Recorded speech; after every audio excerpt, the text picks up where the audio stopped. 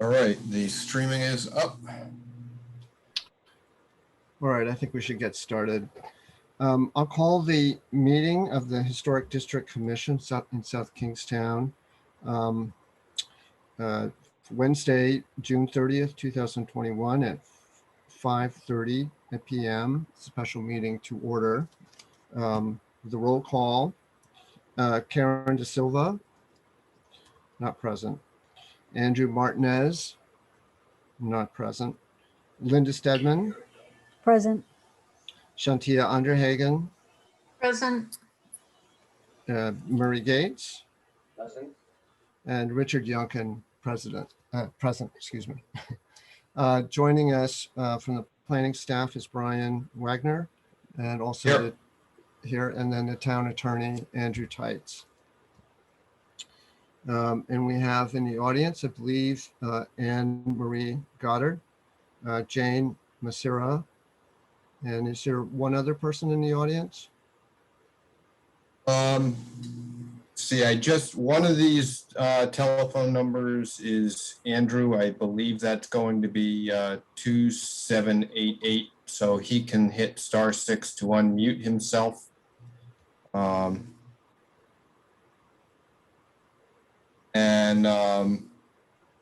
We have Mr. Kapler in the audience as an attendee as well.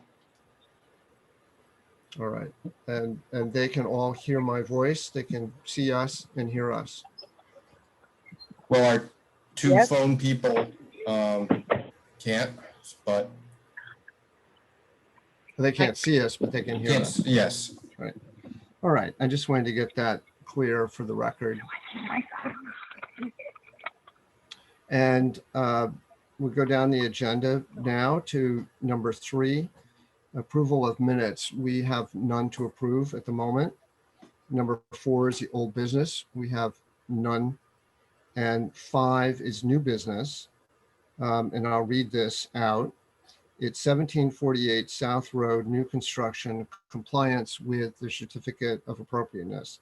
Discussion and possible action concerning on-site as-built conditions, whether those conditions conform to the HDC's recorded decision of April 23rd, 2021, and whether remedial actions are required to bring the property into conformance with the decision and the HDC standards and guidelines. And I'm going to reference the following linked documents: the certificate of appropriateness decision recorded 4/22/2021, the HDC approved site plan revised 4/9/2021, as-built foundation elevation plan 6/17/2021, color elevation renderings, the GIS South Road building footprints, the actual certificate of appropriateness, building permit site plan 5/5/2021, the HCC approved building plan set 4/9/2021, and May through June 2021 foundation photos. As a chair, what I'd like to do is just go through the background on this project so everybody understands, we have a clear understanding of what has happened, and for the record. The certificate of appropriateness for this new house was granted in April 2021. And so about a month later, the foundation was actually poured. So about May 27th, 28th, there was a review of the foundation before the backfilling by members of the HDC who live in the district and go through there. Obviously, what was going on was visible on the site, and concerns were expressed by HDC members that the foundation top was higher in elevation than approved and that the foundation would be more visible. This was conveyed to the staff, Brian Wagner, immediately. And I believe that he conveyed to Anne Marie Goddard and James Gorman, who is the building official, the zoning officer, that there was something of concern going on.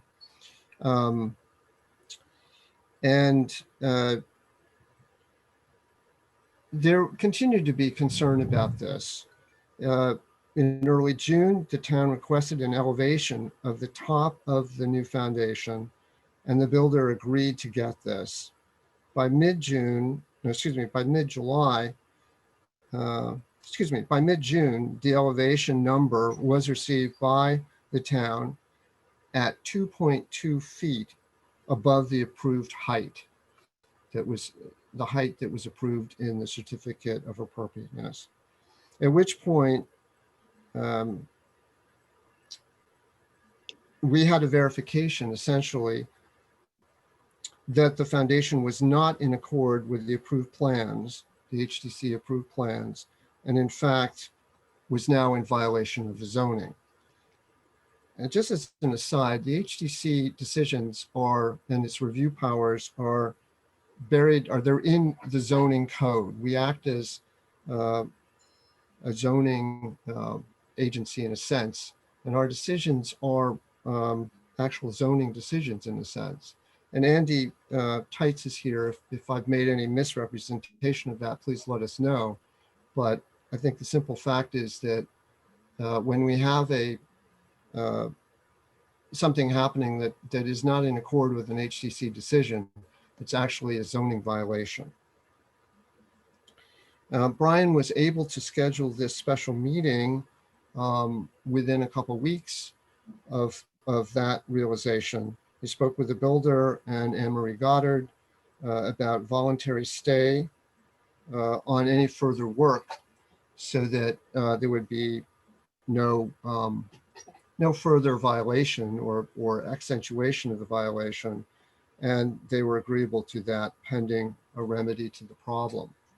So that is sort of the initial sort of sense of what's happened now that brings us to this meeting. And I wanted to have that before us so that the other board members would know fully well why we're here. What is the problem? I think initially, before numbers were in hand on the actual elevation of the new foundation, that it was higher than approved, it was thought that the backfilling and regrading would bring the foundation to an approved condition. In other words, we had no idea in late May, that there was an actual change in the elevation. We didn't have any proof of that.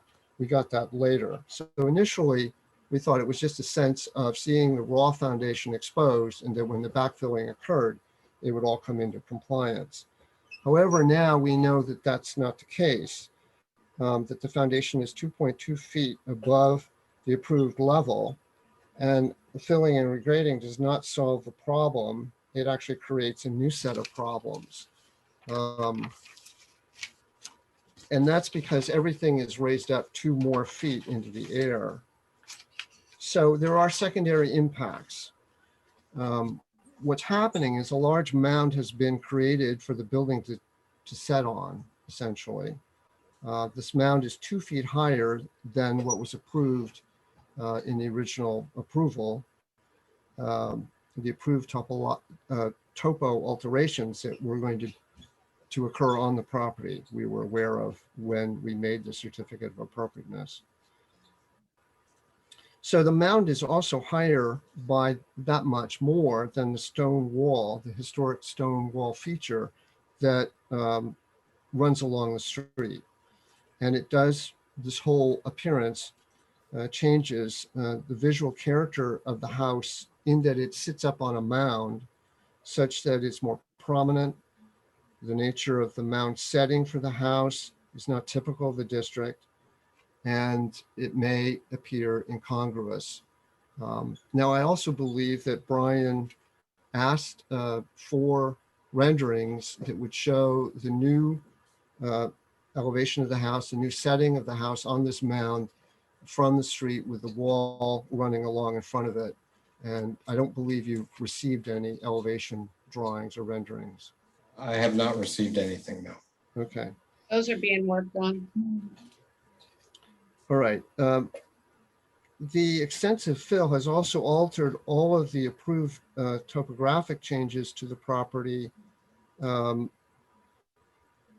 and it's changed the relationship of the driveway to the abutting property to the north, in that the driveway is now higher or will be higher than was originally proposed. And also, there's a steep slope on the fill to the abutting property. And even though that is maybe not an architectural change, it's a change to the setting that we had not anticipated. And actually, it's a change in the topos that were approved. So that is another issue. So the slope that's being created on that side, as well as in front of the house, and the relationship of the house to the driveway, does alter the visual appearance that we saw in the original submission that was before us for the certificate of appropriateness. And whether or not a retaining wall is necessary for this increased fill on the north side of the property is a question, and certainly that would have to be reviewed by the Historic District Commission. In addition to these, we have found out that the applicant submitted a detailed site plan to the building official for his approval. That was not any plan that the Historic District Commission saw or approved. So I want to make it very clear that this Historic Commission approves plans. It is only those plans that go to the building official. No additional plans should ever be submitted to the building official for his approval. No plans that have not received our approval in advance. So that was a new revelation in all of this. And I'm confused. Can I ask, if you're talking about the as-built that was requested of us, the only thing I ever submitted to the building official were the documents that were all marked that from our meeting. That's Anne Marie Goddard speaking. And I'd just like to tell you that we have before us a drainage plan. It doesn't seem to have much of a title. It was prepared by Frizella Balch Associates with Doyle.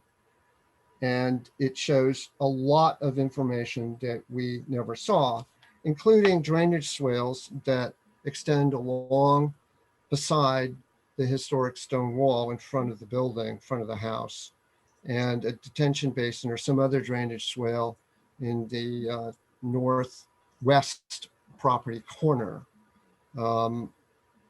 So this is a plan that we have not seen before, and we believe it was submitted to the building official.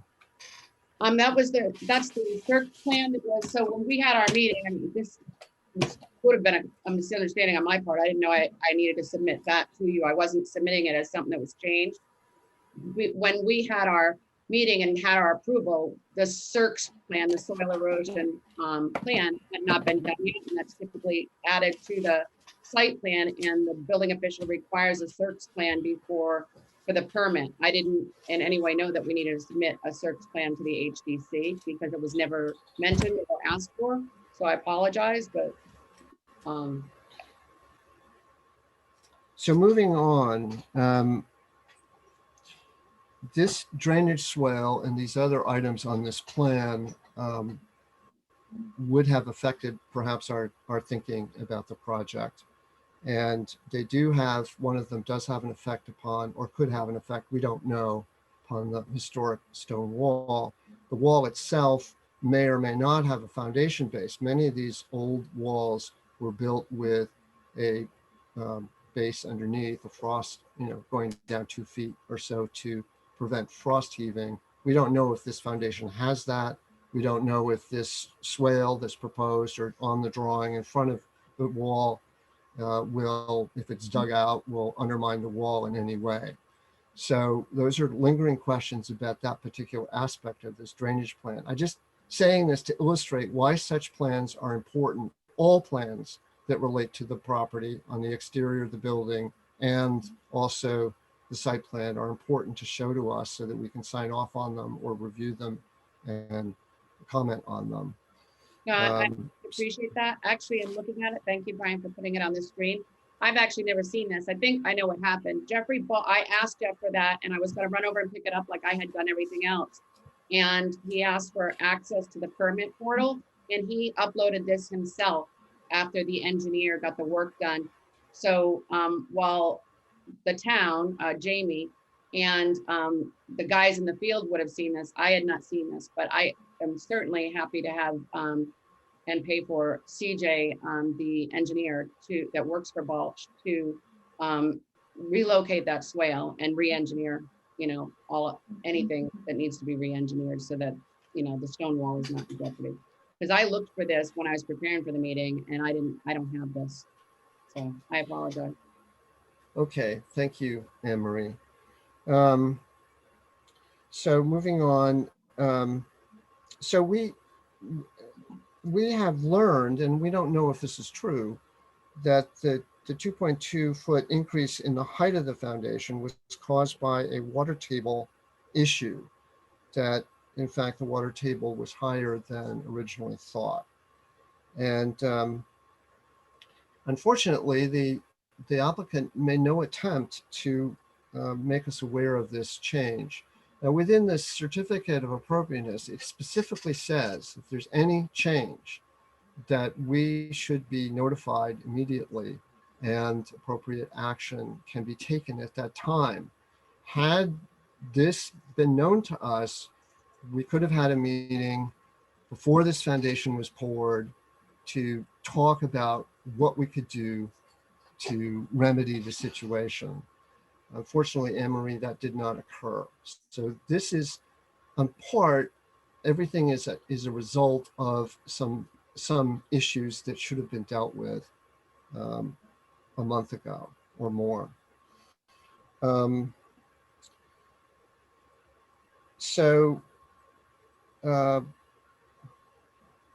wanted to also emphasize that the certificate of appropriateness is issued and based upon a whole set of interrelated plans. It's not issued just on one elevation or another, particularly for a new building like this. So everything is interlocked and it's hard to take things apart.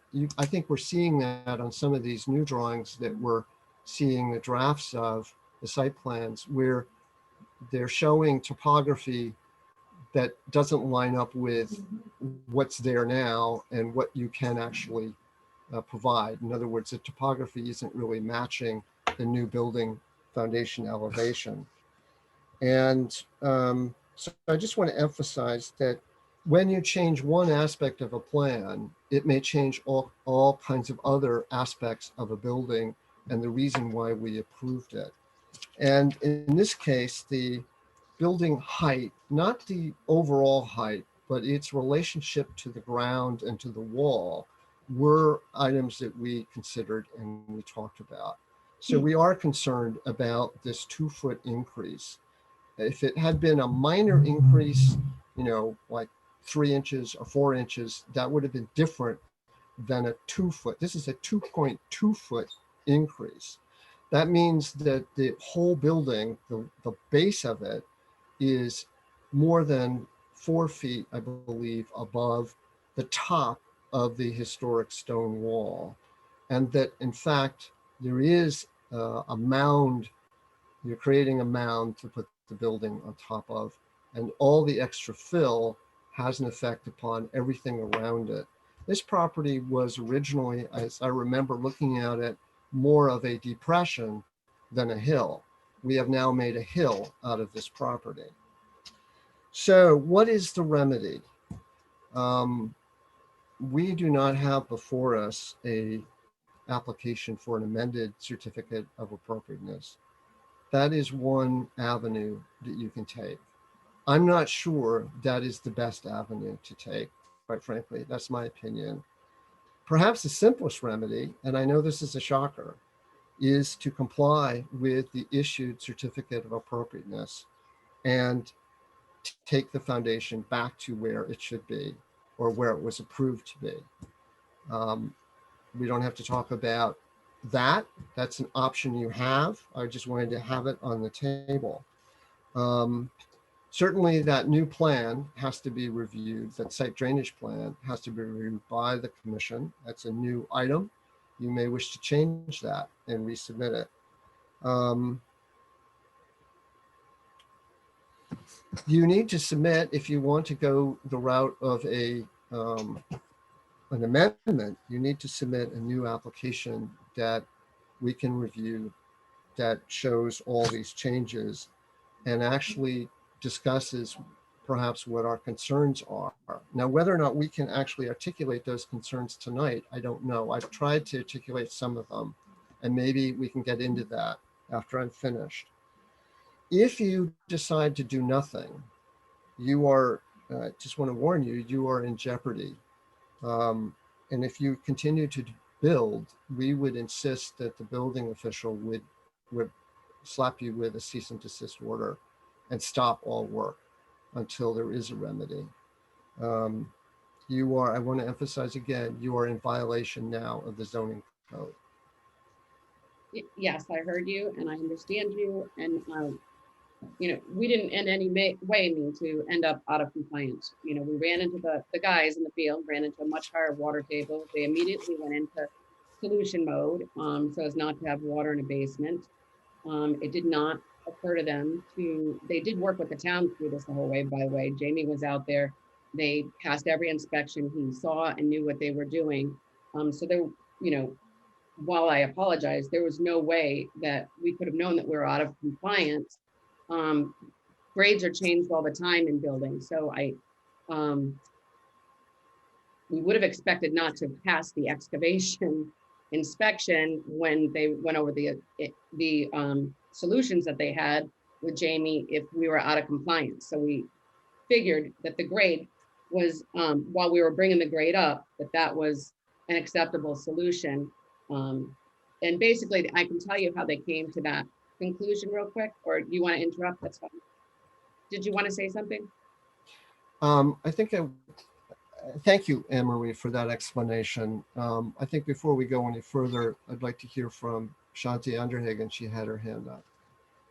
Yeah, I just wanted to comment that while I appreciate that may have been the travel of the situation between the builder and the building official, our COA was abundantly clear, and I think it was articulated quite clearly in the meeting that both the property owner and Marie were at, that if anything changed, they needed to come back. So I don't think it's plausible that, they didn't have some sense that this might come down the pike. So that's just my opinion, but we were very, very clear that if there were any changes to that plan and 2 feet onto a foundation is a substantial deviation from an approved plan.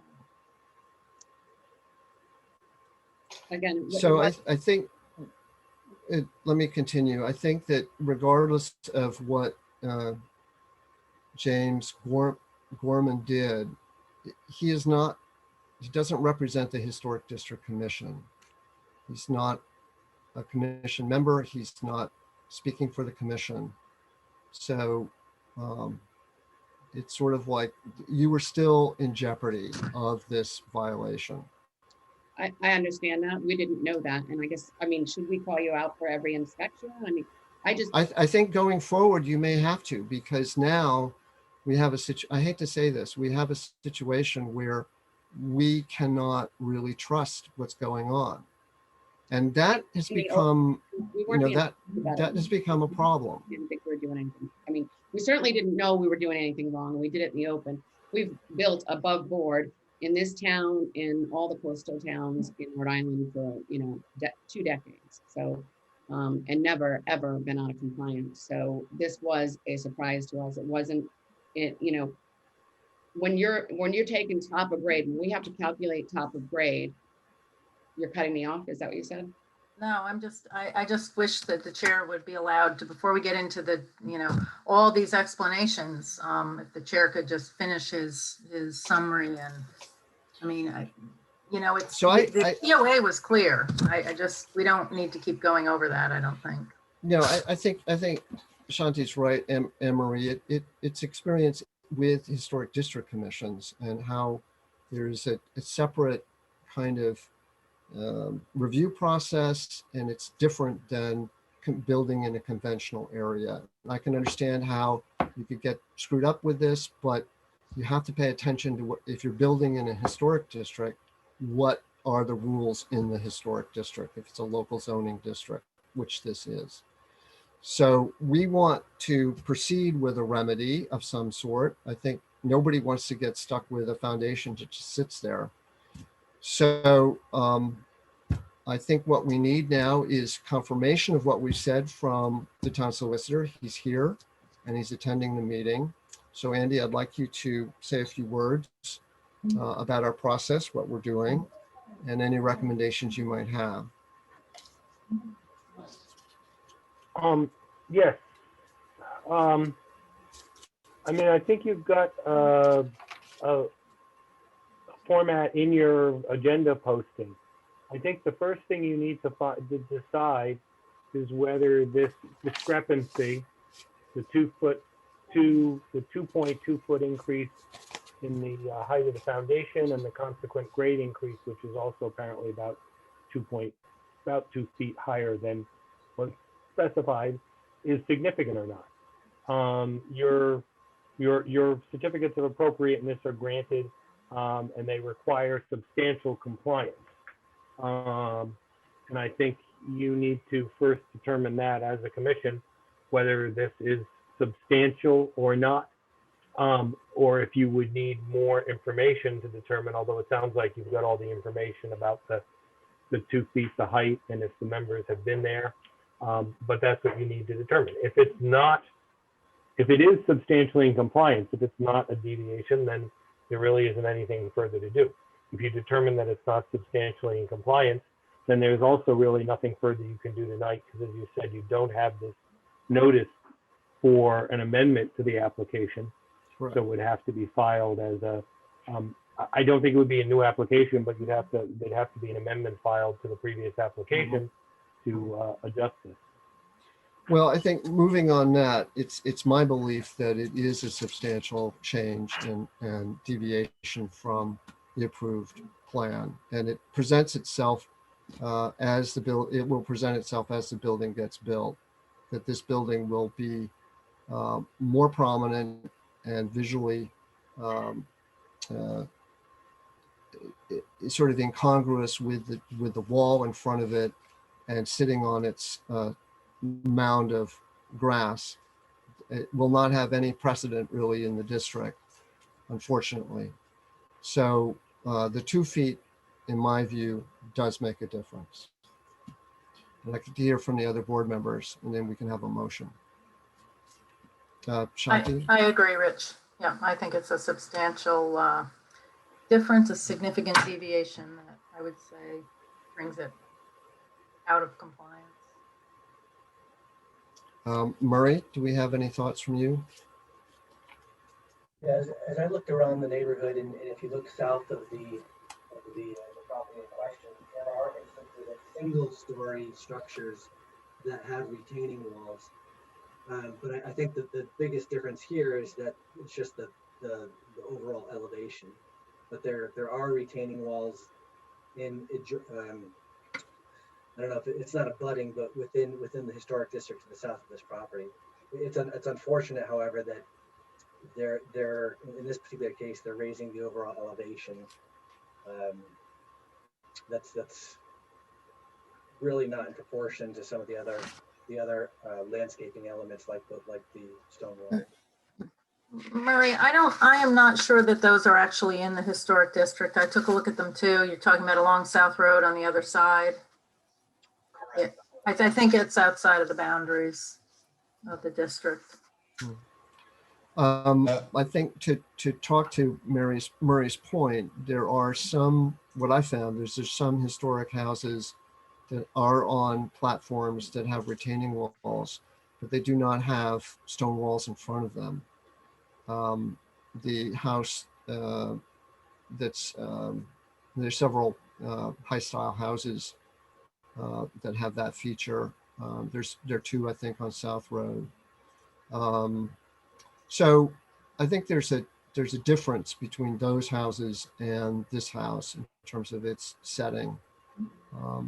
But that is one solution that could be reviewed. I'm not sure it would be approvable. Linda, did you have any thoughts? Yes, I did actually. Um, I just wanted to start by saying that the goal in any building situation is to make the new home look like it fits, and more so in a historic district. And the case here is that it doesn't fit the way it is now. It sticks out. And they're going to have, I did not know before about the swales because we were not notified of it, but where it is now, it would create drainage problems for South Road and the neighbors. And I had reviewed this the original plans. I'd gone back and I looked at them and I said, well, yeah, it's going to have to come up a little bit. And I had a serious discussion with a contractor that's familiar with the lot. Did you want to say something? Brian, you Brian? had your hand up. Yeah, I just wanted to make sure, I mean, Linda's started to get into the issue of drainage, and Andy can chime in here if he wants, but I believe that the issue of drainage is really something that is outside the scope of the purview of the Historic District Commission, and I want to make sure that we keep ourselves within our review. The elevation of the lot has been brought to the attention of the town engineer, and he is looking at the drainage issues, and I think we need to allow the engineering department to do its job on that aspect.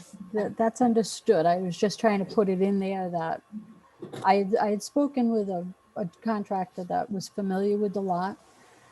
And he says, well, I looked at the lot before. It would need to come up a little bit because it does go down. But out of curiosity, he went by the lot and said, when he called me, he says, oh, you're right. This is extreme. It did not need to come up that much. And that totally changes what the lot will look like or what we had agreed upon that we thought it would look like. All right. Thank you, Linda, for that. Thank you for that insight. Mr. Chair, Shanti? I'd just like some clarification of our guidelines 51B as it relates to the addition of these types of swales, adding landscape features that do not relate to the historic setting and thereby compete with historic landscape features in the character of the district. I mean, we don't have swales in this district. So I appreciate what Brian is saying about staying in our lane. I actually would assert that adding swales to a site that's within a historic district is adding a landscape feature that didn't exist.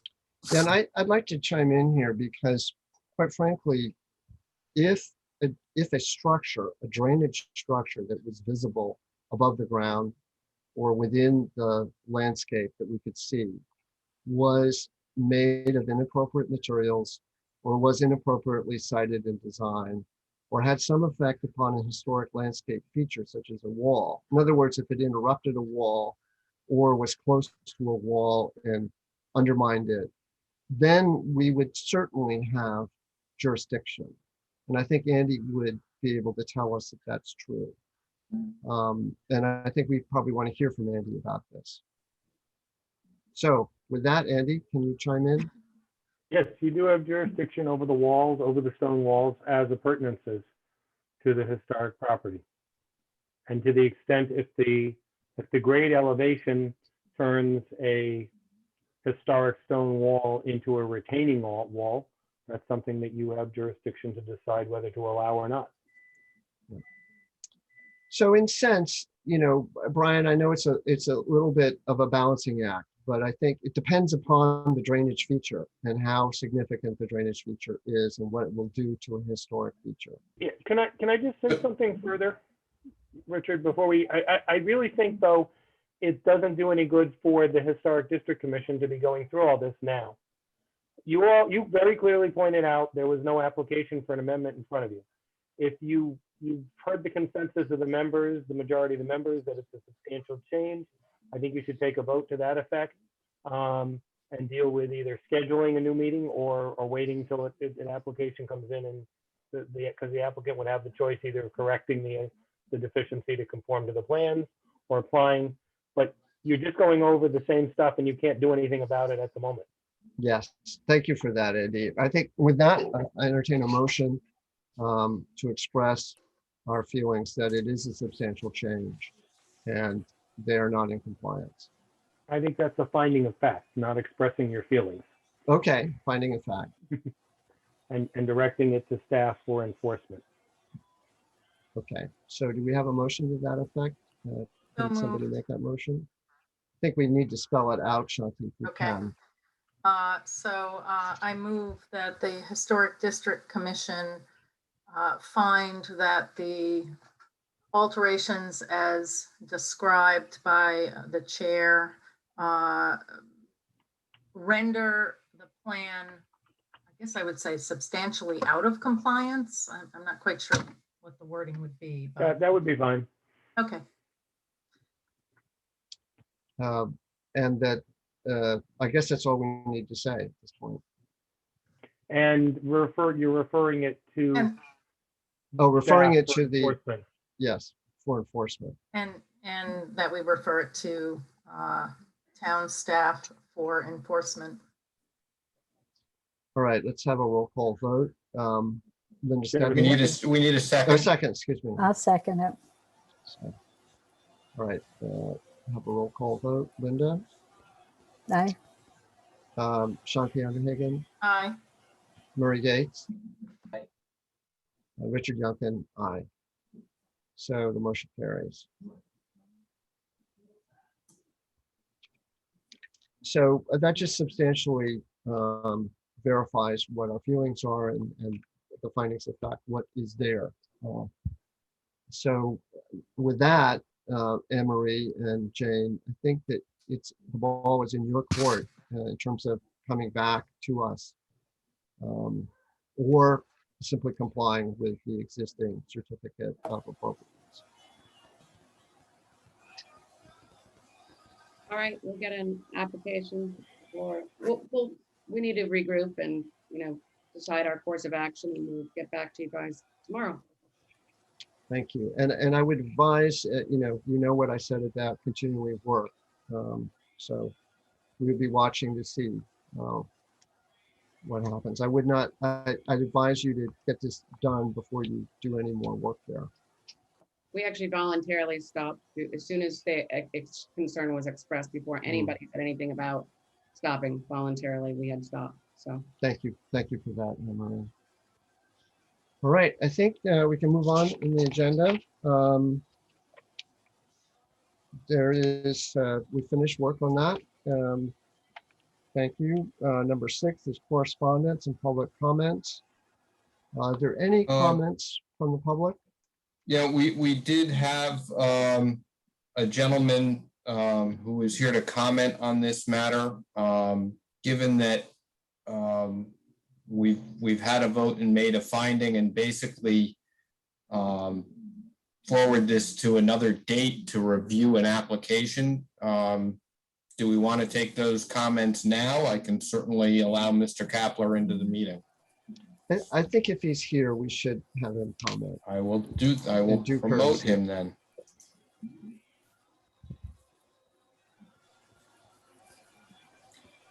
Mr. Kapler, you're in. If you want Hello, to unmute yes. yourself, there you go. Yes, can you hear me? Yes, we can. Good. All right. Thank you very much. I really appreciated being allowed to attend the meeting. I have a long history with water. I'm the next door neighbor with 5-window Colonial.